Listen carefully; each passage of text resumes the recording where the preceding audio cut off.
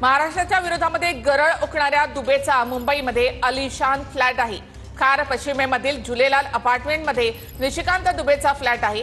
2009 मध्ये भाजपच्या दुबेनं मुंबईमध्ये हा आलिशान फ्लॅट खरेदी केला होता आणि दुबेनं मुंबईतील फ्लॅट सध्या भाड्यानं दिल्याची देखील माहिती आहे। तर महाराष्ट्राच्या विरोधामध्ये गरळ ओकणाऱ्या दुबेचा मुंबईमध्ये आलिशान फ्लॅट आहे।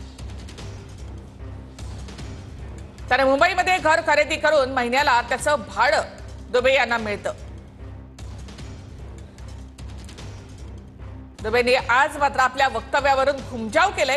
महाराष्ट्रासंदर्भात आपण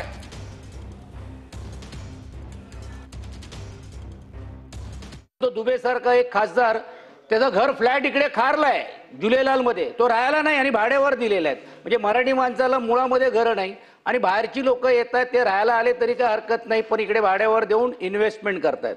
म्हणून सभापती महोदय, माझा स्पेसिफिक प्रश्न असा आहे, खाजगी जमिनीवरती नाही पण जिकडे इकडे रिडेव्हलपमेंट होत आहे, जिकडे इकडे शासनाचा फायदा मिळतोय, शासनात टाकू शकते ना की बा एवढं, जसं आपण 5% 10% इतर लोकांना आरक्षण करतो तसं तुम्ही आरक्षण टाका।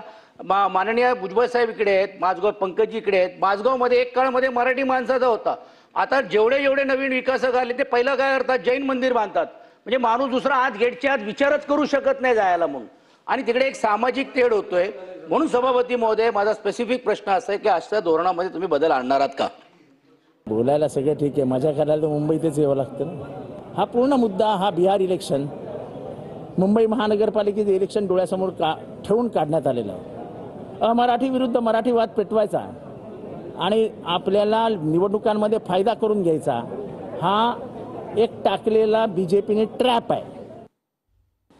तर महाराष्ट्राच्या विरोधामध्ये गरळ ओकणाऱ्या दुबेचा मुंबईमध्ये आलिशान फ्लॅट असल्याचं सचिन अहिर यांनी म्हटलं। तसंच हा फ्लॅट हा भाड्यानं देण्यात आलेला आहे, त्यातून पैसे कमावले जातात, इन्व्हेस्टमेंट मुंबईमध्ये केली जाते आणि